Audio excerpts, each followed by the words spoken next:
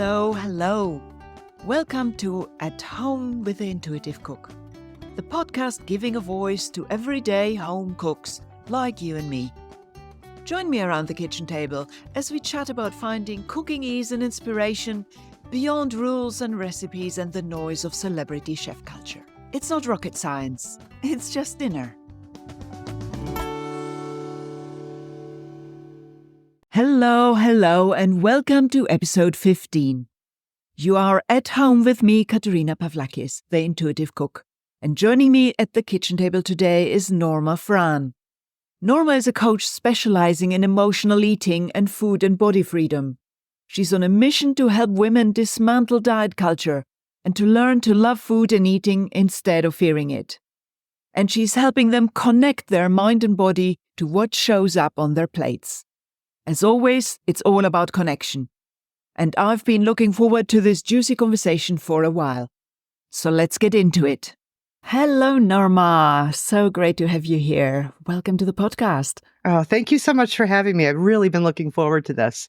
And I've been looking forward to our conversation because I've read some of your really amazing writings, and you are someone who talks a lot about finding the answers inside. So Exactly. You work more with our relationship to food in general rather than just cooking. So your work goes way deeper, but you have this similar approach of looking for the answers inside. So how does that relate for you to our relationship to food?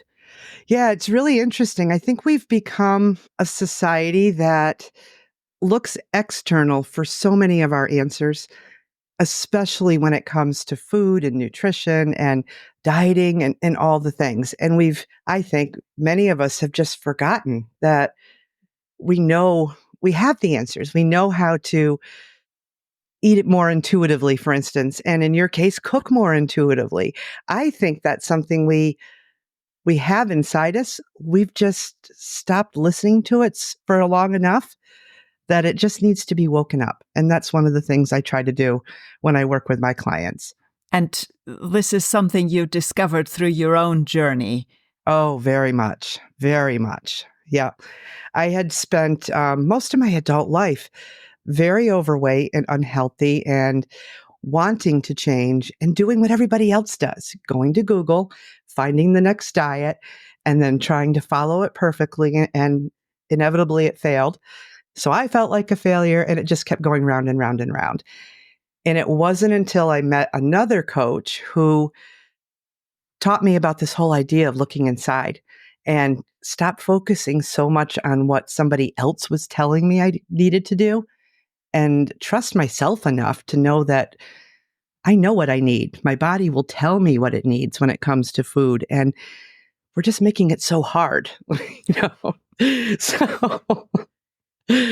So that was really the start of my journey. And I learned so much through that process.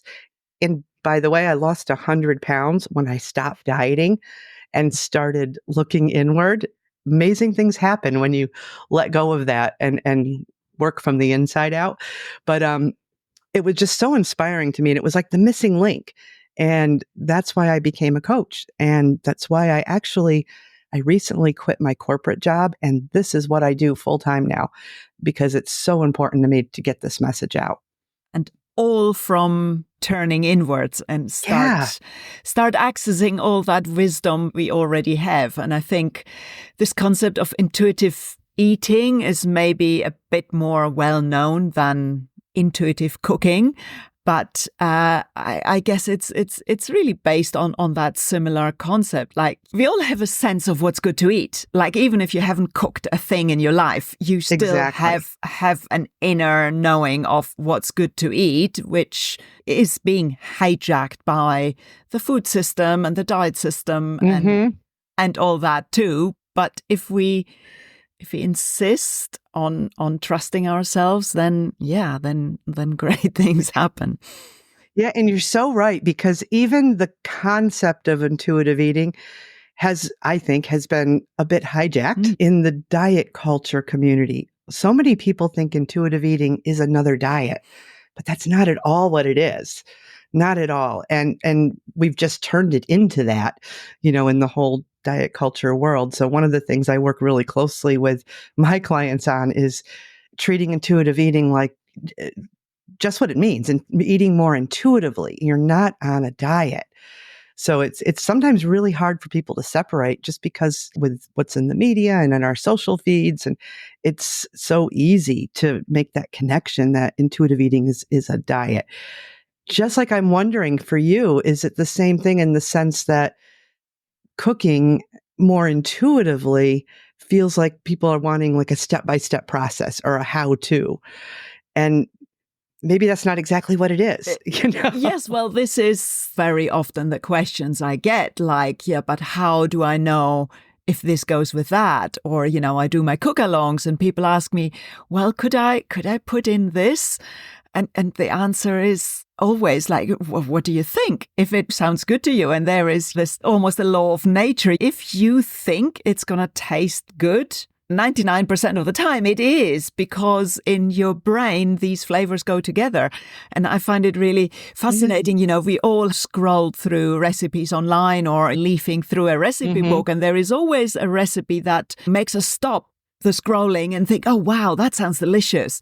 And it's like, what made you stop the scroll at this one and not at the other one? Yeah. There is some inner knowing that tells you, oh, wow, this could really be delicious. So it's worth noticing that. Yeah, that's so true. So I was raised by a family of dairy farmers. My grandparents had a great big dairy farm growing up. And of course, my mom was one of 6 kids and she was raised as a farmer. So I always looked at the way I cooked as what I learned from them, almost like through osmosis, I feel like. I just kind of more intuitively knew what to do in the kitchen. It never was a challenge for me, but it's really easy to feel like you're doing it wrong when you kind of let the external world kind of come in and convince you that there's only one right way to do things. And that's the part that I have to separate myself from sometimes, because I love to cook and I love to, kind of try things and test things out. But sometimes it's like you feel like you need that how-to when you oftentimes don't. Well, or you just need a sort of a rough idea that you can, if you know how to make, one sponge cake, you make any sponge cake. If you know how to make one curry, you can make any curry. Yes, you need to have a sort of a concept of what you're doing, but then, and this is why I talk about patterns so much. Once you understand the pattern, you can then apply this. There is like 7 million recipes for tomato sauce. Well, guess what? They're all versions of each other. So once you understand what's behind there, then you can see what is similar and what is different. Like, one tomato sauce is long cooked, one is short cooked, one uses sun-dried tomatoes, one uses tomato paste, and one uses fresh tomatoes. It's still all tomato sauce following the same pattern. Yeah. And I think maybe people don't quite believe that it can be so easy if you just follow common sense. There isn't more to cooking than, common sense and your taste buds. And I guess maybe you've got that experience too from, realizing, well, that's all there is with our relationship to food, right? Listen to your body. What do I need right now? Exactly. And you made a good point before. It's what do you like? I think we've all kind of trained ourselves to eat things that we don't necessarily even like because we think we should, and especially in the whole diet culture world. But that's one of the hardest things that I help my clients get over, is that dropping the shoulds. What do you like? What do you like to eat? Like, for instance, right now, one of my favorite foods is cornbread. I love a good cornbread. And we recently traveled to the southern part of the United States for a wedding. And we went to this little restaurant on the side of the seaside. And we had the most spectacular cornbread I've ever had in my life. And I've been trying to replicate this cornbread for 3 weeks now, and I'm really close. But But I just make it fun. I mean, it's just something that I enjoyed. I know what tastes I like, and I just make it fun. It's a big experiment. How can I replicate it or make it a little bit better, or just have fun cooking? And then, of course, have a lot of fun eating it, because that's the whole point, to enjoy it, So how do you go about trying to replicate something? I think this is normally someone would say, well, where's the recipe? Let me follow the recipe for that cone bread from that restaurant. And this is why, so many well-known restaurants, they all release their cookbooks. I suppose that's what happens. So how did you go about trying to replicate that? Yeah. So it's kind of funny. My husband is a retired chef. He's been classically trained. He's owned his own restaurants. So he has no problem asking questions in a restaurant.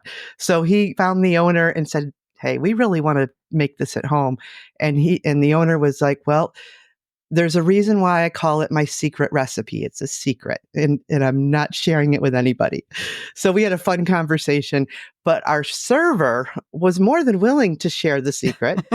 And it turns out he simply added a yellow cake batter to his cornbread batter.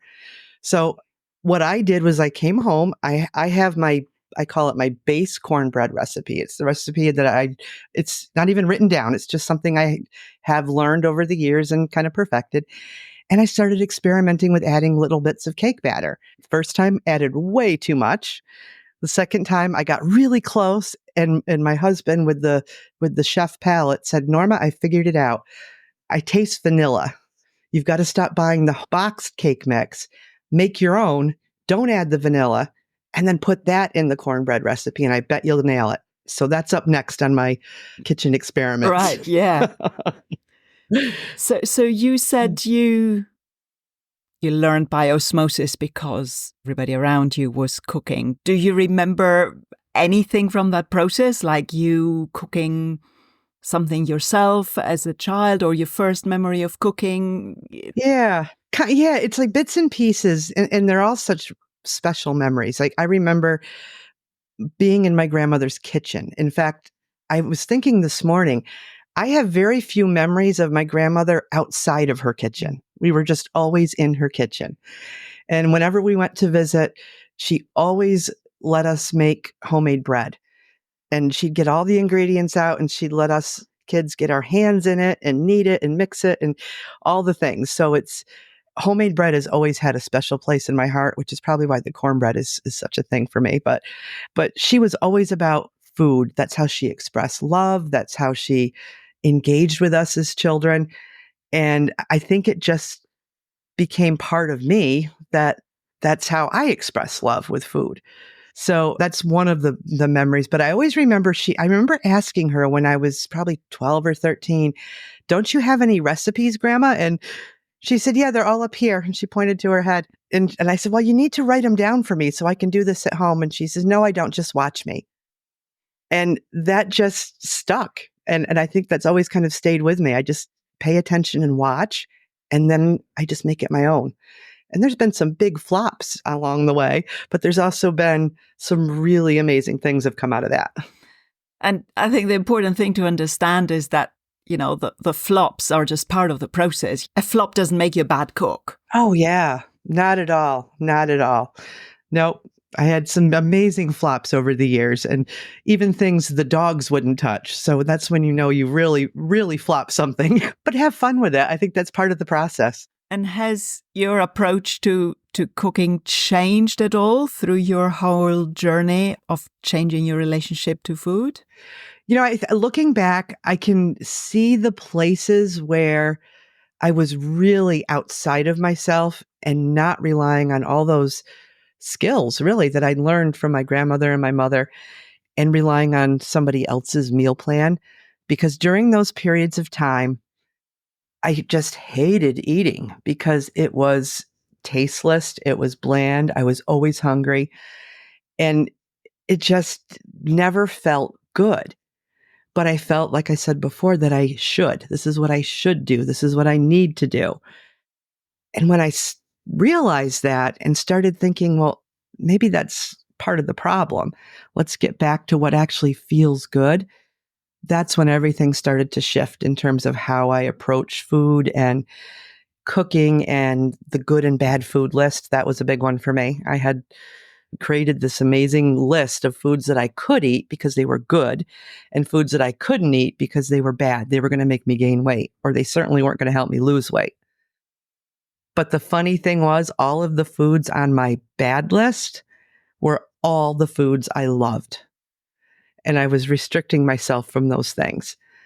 And when I made that connection and started figuring out how to incorporate those foods into my just everyday eating again, it all got easier. And I was able to stop dieting, enjoy food, and lose some weight in the process. I don't know. I think Yeah. I think our body knows these things. I guess, again, it's sort of processed foods are kind of hijacking that Yes. natural instinct we have. But our body knows when we had enough, right? Unless, I don't know I think so. you can't overeat on apples, say. How many apples are you going to eat? Yeah. It's the addictive stuff that kind of keeps us going. Yeah. And you know what? That's the key. A lot of our processed foods are chemically engineered to keep you coming back for more. That's the whole point. And I say this all the time to my clients. I'm not saying never eat those things, but we've got to find a balance of really good, wholesome foods that our body enjoys, that you enjoy emotionally and physically. And there's a time and a place for the processed foods. They're part of our lives. So if you choose to eat them, we've just had to figure out a way to do it that's very balanced and allows you to still listen to your body, because they can really get in your head. And I think maybe just realizing what you just said, there is like teams of engineers engineering the molecules to make us back for more, to actually bypass that wisdom our body has that knows when to stop. Yeah. So, we don't realize that there is all this flavor engineering going on behind the scenes. Yeah. I was really fascinated reading The Hyper-Processed People. It's a brilliant book. It's talking about processed food. And one of the best bits is when he explains how there is 8 spoonfuls of sugar in a glass of Coke. So you try eat 8 spoons of sugar. You can't, because it's too sweet. Exactly. But it has been engineered with acid in the mix, phosphoric acid in Coke, so that because of the acid, you don't actually taste the sweetness so much. So it doesn't taste too sweet to you. It's exactly. Kind of so insidious. It really is. Oh my goodness. It really is. And I've done so much of my own research on this stuff too. And it's just this whole idea that those processed foods are designed to keep you coming back. It's just kind of like going out to a bar or a pub. There's always something salty on the counter because that keeps you drinking more beer or ale or whatever. So it's kind of that's a really simplistic example, but it's a similar concept. There's another book. I can't think of the name of it exactly. Oh, the name of the book is Butter a Carb? And it's so funny because it's kind of a sciencey book, the science behind food, but it's written in such plain language that it's fun to read, and you actually learn the science behind the food and what happens to it when it's processed and how your body responds to it. And it's just such a great read. So if that's another one I would highly recommend to anybody who's digging into this stuff. Yeah, and I think understanding how things work, how our body works in response to food is a really empowering thing, isn't it? Because it then gives us something to step on when we want to decide on our own, when, to say, okay, I understand this now, so now I can make my own decisions. And I think it's maybe similar to what I teach about cooking. Once you understand how flavor works, like how the different flavors sort of influence each other, then that's all you need. Then you can make anything delicious. And you can look at it from a sort of molecular chemistry perspective that I suppose they do in the factories, or you can just look at it in the sort of basic common sense of different flavors, for example, balancing each other out and just noticing what you can taste and what you need to tweak. Yeah. It's amazing. One of the things that I learned very early on in my marriage to the chef, Bill and I have been married for 30 years, and I was fascinated that that man could open up my kitchen cupboard, grab a bunch of spices, open up the fridge, grab a few things, put it all together, and we had a beautiful meal. So he did this little experiment with me years and years ago. I put a blindfold on and he just had me smell the different spices. And he said, now tell me, when you smell that spice, what food do you think of? And it was so cool because some of the foods I thought of, he would have thought of, but it's what my taste and my personal likes associated with that spice. So I've always now, every time I open up a spice, especially a newer one to me, I always smell it and then figure out, okay, what food can I put that in? Yeah. And it's so fun. I just have such a good time doing that. That's a lovely way of becoming aware of that, isn't it? Don't wait for me or the recipe or whoever to tell you what food that goes with. Just listen to what your brain, your body, and I suppose also your experience, because what goes with what, the most weird combinations are really very common and possibly traditional in some place of the world. I remember the first time I went to Indonesia and they were selling these avocado chocolate shakes on the side of the road. And I'm like, avocado? Chocolate? What? Somehow in my head, that sort of didn't, in my head, avocado was a salady thing you eat with mustard and lemon and salt. Yeah, for sure. I don't know if this is common there, but one of the things here is maple syrup on your scrambled eggs. Now, I cannot do that. They cannot even touch each other on my plate. But my husband and my son, they love it. And I think it just goes to show that everybody's tastes are different. Well, obviously, when you're cooking for a family, you need to be aware of everybody's taste and somehow make it so that, whatever, the maple syrup is put on your plate so that you don't have to have it. Yeah. But again, when you're cooking for a family, you are the best placed person to know what your loved ones like and don't like. It's not a recipe that's going to tell you. Exactly. And I think sometimes, I know it happens to us quite a bit, we tend to get in a rut. We're eating the same things all the time. And somebody always mentions it, whether it's me or someone in my family, like, oh, we just had this like a week ago. Yeah, you're right. And that's when you get to have some fun and figure out a way to just change whatever that meal was just a little bit. And you have something entirely different. Yeah, I love that, because that's what it takes. Like, it just takes a little bit, if you stick a handful of herbs on a curry, it's a completely different experience than if you drizzle some cream on it, say. Exactly. So yeah, that's all it takes. So what's your favorite thing to cook or eat apart from cornbread? Well, recently, I really have been experimenting with traditional Asian type cuisine. And one of the things that I stopped eating as I was going through my own weight loss journey was Chinese food in Chinese restaurants in the United States. And what I've learned is that the food served in those types of restaurants, the buffets, is a far cry from traditional Asian cooking. Again, we've turned it into something that is just not as healthy for us as when you can cook it at home. And certainly, I know now, doesn't taste near as good as when you cook it at home. So just like you said a few minutes ago, every time I'm on one of the social media platforms and I come across someone cooking something in an Asian style, whether it's a soup or a sauce or a stir fry, I always watch. And most of the time, I don't go right to the recipe. I just think about, oh, I like that ingredient. I like noodles. I like this vegetable. And then I go try to put them all together. and it comes out fantastic every time. So that's been the thing I really love doing these days, is trying to maybe again replicate what I'm seeing, but in a way that I know I'll like. And that's what all we need, right? We need to get these new ideas like, oh, I didn't think I could put, peanut butter onto my noodles to make some Asian thing. Exactly, right? I would have never thought that the brown sugar was the thing that was making the sauce so good.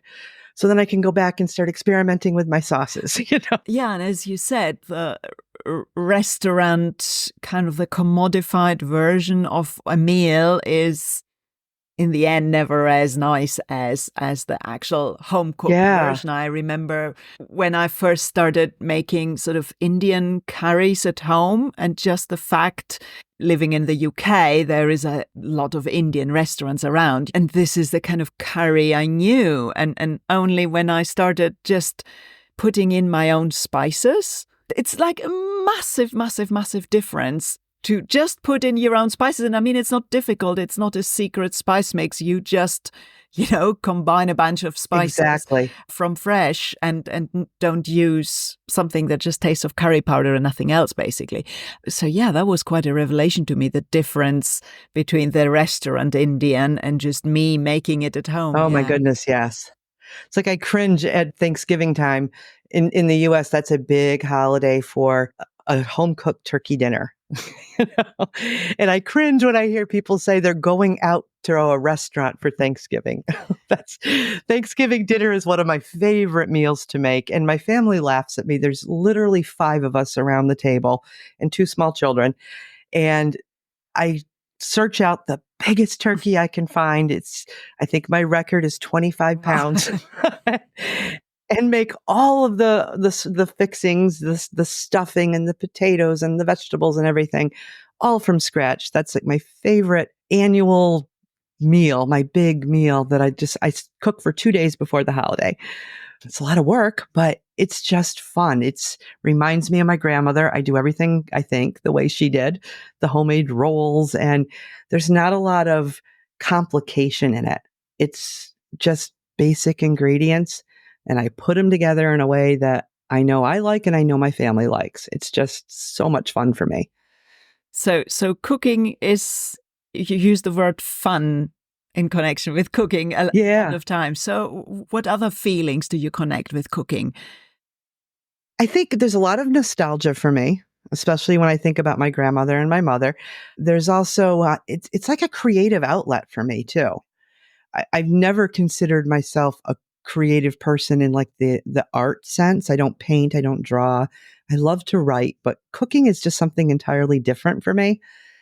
It's like the thing I look forward to doing. And I guess you could call it a hobby. It's just something I enjoy. And I just love to create things. And that's my creative outlet, is cooking.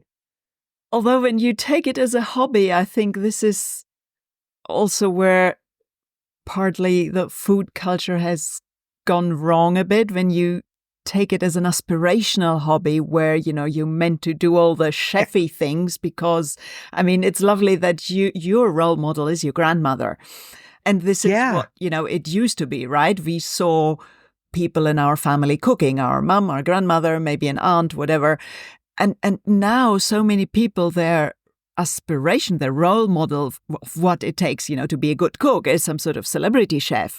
And it sort of occurs to me that this is a bit warped, because being a chef in a restaurant kitchen is just not, nothing against chefs, but it's just not the same thing as cooking at home for your family. That's interesting you say that, because even though my husband's career was a chef, all that time, because people used to say to me all the time, oh, you must have such fabulous meals at home. No, he rarely cooked. That was his job.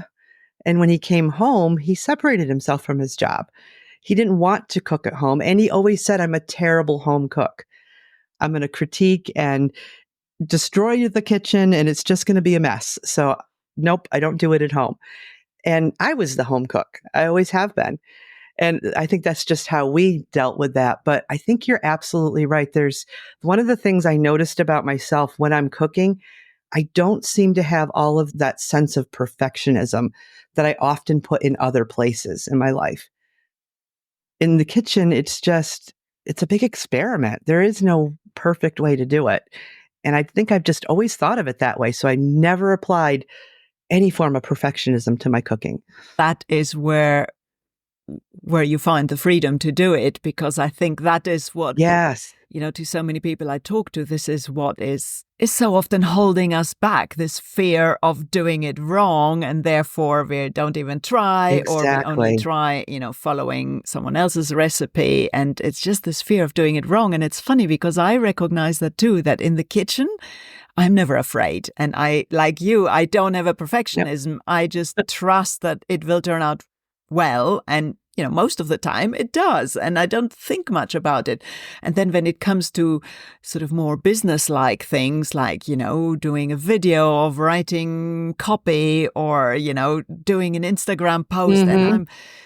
I'm sort of paralyzing myself with, like, am I doing it the right way? Or if Yeah. I'm not sure, then maybe I shouldn't do it. And I think this is exact the same trap that other people feel in the kitchen, except Yeah, for me, and for you, as you said, it's for me, definitely it doesn't happen in the kitchen, but it happens in many other places of my life. exactly. I think there's a fear. So many of my clients, like you just described, are very used to ordering in food or picking something up quickly on the way home. And when I suggest that, let's try cooking at home and see how different that is, they're very fearful of it. They want the how to, they want the recipe, and they're just so afraid that it's just going to be terrible that they don't want to try. So I try to help them find easy ways to enjoy the process of cooking and treat it as an experiment. That's really what it is. It's like I said before, there's going to be some flops, and that's okay. But there's also going to be some amazing things that come out of those Well, experiments. exactly. And you kind of have to do it and keep doing it and pay attention to what's happening in order to find those, oh my God, this is so delicious kind of moments. Yeah, exactly. And now, my kitchen friends, it's time for a quick break to see what I've been cooking up for you. If you ever feel trapped by recipes or wish you could get more creative in your kitchen, I made a free mini course. It's called Ditch the Recipes, and it's a short series of 5 emails that will help you get started on your intuitive cooking journey. Sign up on the website at theintuitivecook.co.uk/free, or find the link in the show notes. And now, let's get back to our conversation. Exactly. I think something just popped into my head. Like, one of the things that I've discovered that I loved is a really good spinach salad, but it has to have strawberries on it. And there was a period in my life where there were so many rules that I never would have thought that a fruit like a strawberry belonged on a green salad. And I would never have tried it. And it actually was served to me in a hotel. I ordered room service, and I thought, well, I'll just pick the strawberries off. But I tasted them with the salad. It was amazing. So I couldn't wait to get home and, like, make it my own, you know. So you discover things through cooking that you never would have thought went together or tasted good, and that's the fun part for me. And I think the more we do it, the more that sort of, as your grandmother said, that mental library of Yeah, ideas gets sort of more entries and more entries. And then when you open the fridge and you think, okay, what I'm going to cook tonight, that's when, you're never out of ideas when you have been building up that library. exactly. It's so funny. 2 years ago, I think, my sweet daughter-in-law has convinced herself that she can't cook. So I thought, okay, I'm going to take everything I can think of and put it in this beautiful handwritten recipe book for her for Christmas. That was the hardest thing I've ever done because I don't have my recipes written down. They're in my head, just like my grandmother.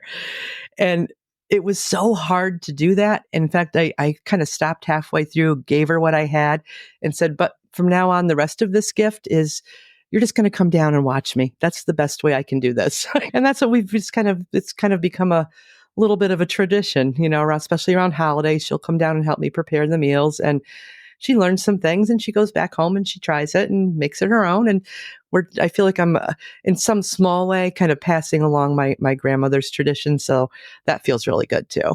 Well, that's wonderful. And to be that role model for her that your grandmother was for you. Yeah.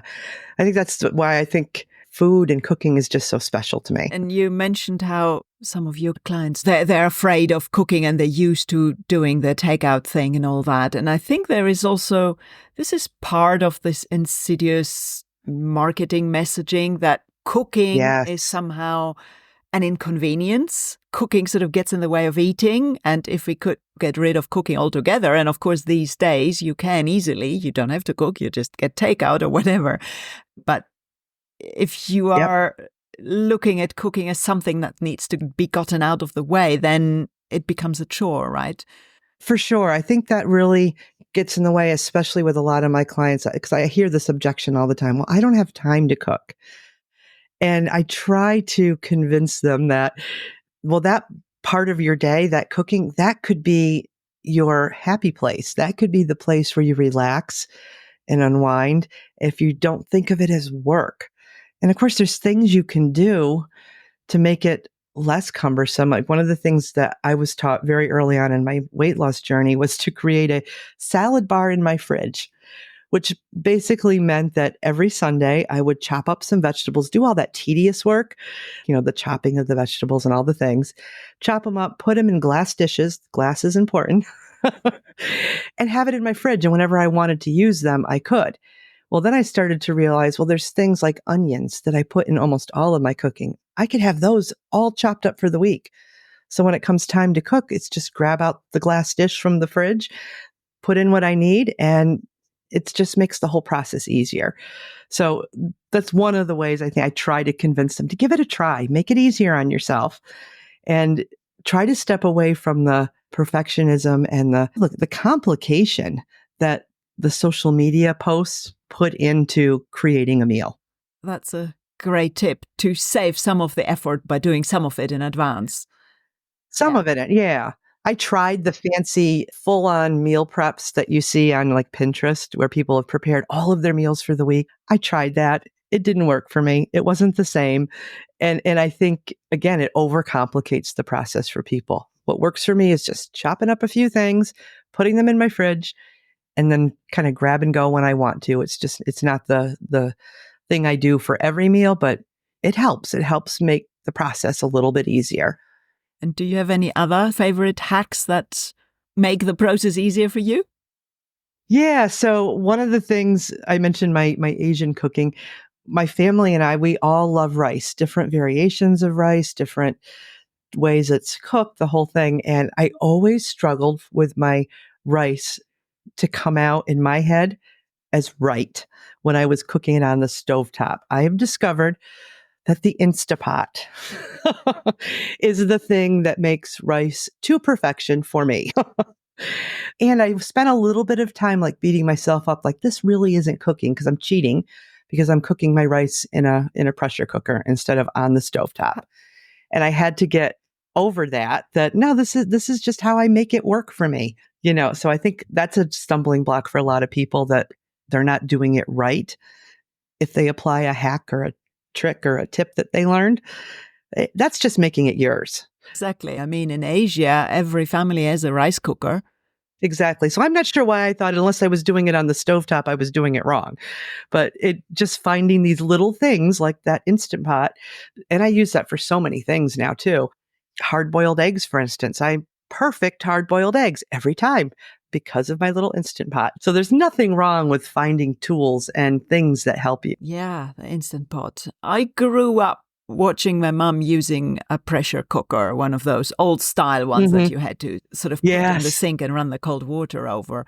And she used that a lot because, she was working full time, raising 2 kids. So it was a big time saver for her, I suppose. I was terrified of the pressure cooker. I thought for sure I was going to blow up my kitchen, and someone gifted it to me for Christmas, and it sat in the box for months until I dared to try it.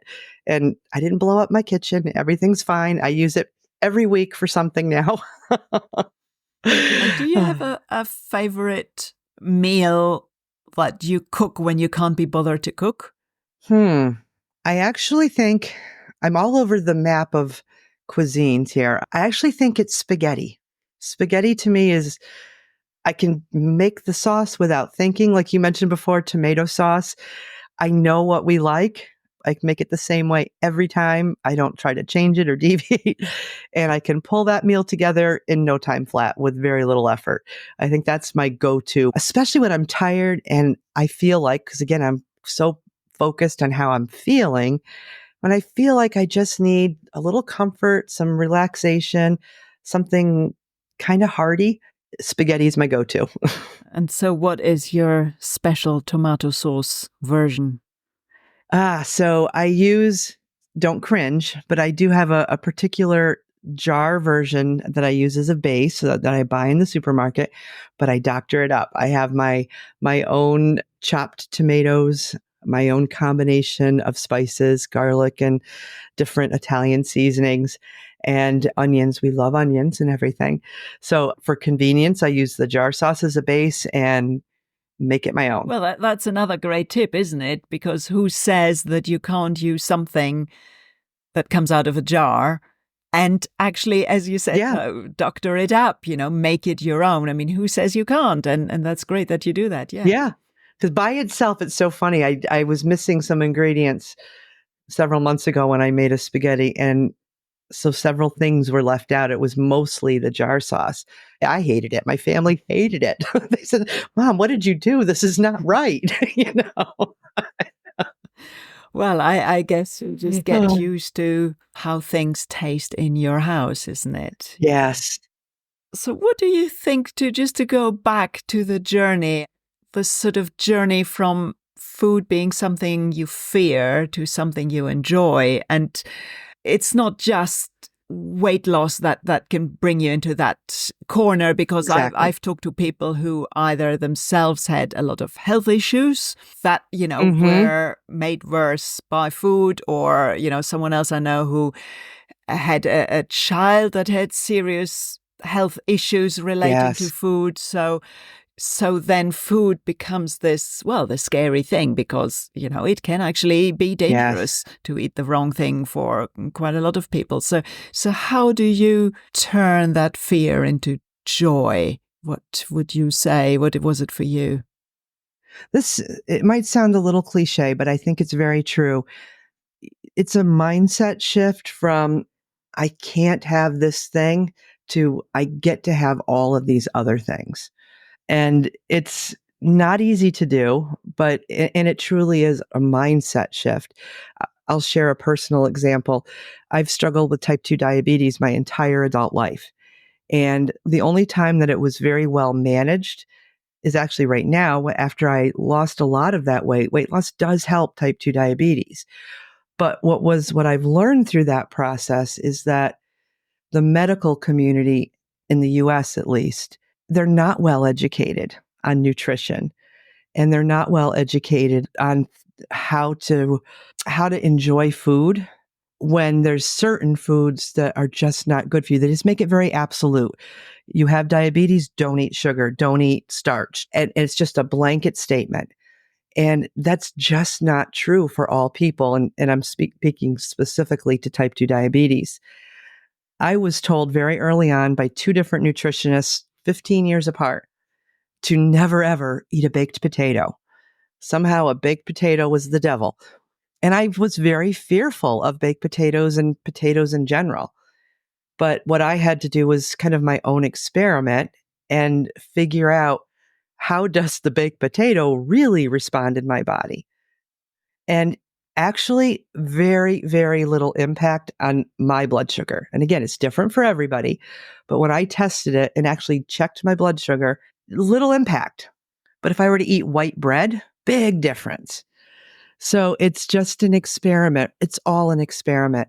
And certainly, like you said, there's some medical conditions that could be life-threatening if you eat certain things. So I'm not saying disregard what your doctor says, but take the education part of it in your own hands and really educate yourself, because there's so much more, I think, than what you just get from your doctor. I hope that made sense. Oh yeah, totally. That makes total sense because well, one thing is that most doctors are just not educated in nutrition, so they will tend to just go with those blanket statements. And and there is a whole medical system built on certain assumptions, and even if science moves on and finds out that certain things are not actually true anymore, and we now know Yeah. more. I think they say it takes like 17 years for actual research to find its way into sort of mainstream medicine. So there is that, but just going back to how we started this conversation, so that's a beautiful circle to come back to trust your own body and Yes. and find out what works for you, because yes, we're all different. Yeah. I mean, so many people I work with, and frankly, myself included, when I first started, completely believed that they were, for example, addicted to sugar. Well, like what we were saying a minute ago, what they're addicted to was the chemical reaction that was happening from the processed type sugar. And what I found, and what several of my clients have found, when we take that out, listen to our body, and start finding other ways to satisfy the need for sweet, there's so many foods, natural foods out there that are so sweet on their own that sometimes when you actually do strip out some of that chemical stuff that's going on, even the natural foods you'll notice are just too sweet for your liking.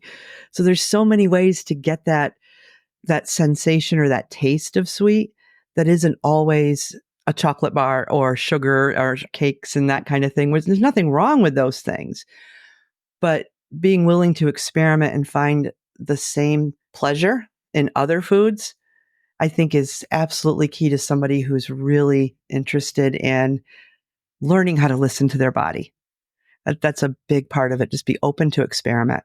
Yeah, and I like that you mentioned that word pleasure there, because there is so much pleasure to be had from food and from cooking, just from preparing food for us to enjoy. So, and this may be called one of those, the simple pleasures in life, but the simple pleasures in life are in the end those things that's what life's all about. What life is all about, exactly. And they happen all the time. We do eat 3 times a day, so we better enjoy it, right? Yeah. It's like I always say, when my people come to me and they want to end their emotional eating. No, you don't. You don't have to. You don't have to. Food is emotional. It just is. And there's things that I would never take away simply because I had this notion in my head that emotional eating is bad. Food is just emotional. It's like my Thanksgiving dinner or my kid's favorite birthday meal. There's just things that are just important in life, and I wouldn't want to give them up just for the sake of saying I've ended my emotional eating. I just don't even think that's possible for anybody. Because food is so closely intertwined into life that memorable meals, like say your Thanksgiving meals, it's not about the food so much as it is about the context and the company. Yeah. And that is what makes it really memorable, isn't it? Exactly. I always think of it like the food is kind of the thing that kind of glued us all together. It was, and it was just like I'd mentioned before it was how my grandmother expressed love, and it's how I learned to express love. And I'm just going to keep cooking because that's what I want to do. That's how I show everybody that I care. That is a very lovely sentiment, feeling, emotion to get to the end of our conversation. So, well, thank you so much for sharing so much of your journey and your feelings around food. That's really fascinating. Now, I appreciate you having me. I love having these types of conversations because in the end, I think my big goal is to just normalize food and eating for everybody, especially women who've struggled with emotional eating and weight loss and all the things. It's a very normal part of our life, and we've got to take away all of the stuff that has complicated it for everybody. Yes, I'm all for that, uncomplicated food. That's right. Thank you. Thank you so much, Norma. It's been great having you. Thank you. Thanks for joining us for this episode of At Home with the Intuitive Cook. Check out the show notes for links and tasty morsels. And remember, fresh episodes are served up every other Friday. Subscribe to stay tuned and keep exploring the joys of everyday cooking. Until next time, stay curious, trust your taste, and don't forget, it's not rocket science, it's just dinner.